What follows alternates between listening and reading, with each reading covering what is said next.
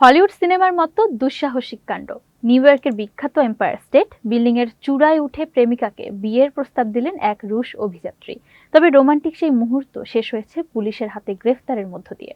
রাশিয়ার দুঃসাহসিক অভিযাত্রী অ্যাঞ্জেলা নিকোলাউ ও ভানিয়া বিয়ারকুস অনুমতি ছাড়াই এম্পায়ার স্টেট বিল্ডিং এর অ্যাঞ্চেনা স্প্যারে উঠে বিশ্বশান্তির বার্তা লেখা একটি ব্যানার প্রদর্শন করেন।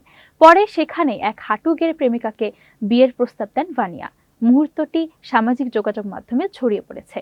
ঘটনার পরপরই নিউ ইয়র্ক পুলিশ ভবন ঘিরে ফেলে এবং নিরাপদে নিচে নামানোর পর দুজনকে গ্রেফতার করে। তাদের বিরুদ্ধে অবৈধ অনুপ্রবেশ, জননিরাপত্তা ঝুঁকিতে ফেলা এবং আরও কয়েকটি অভিযোগ আনা হয়েছে।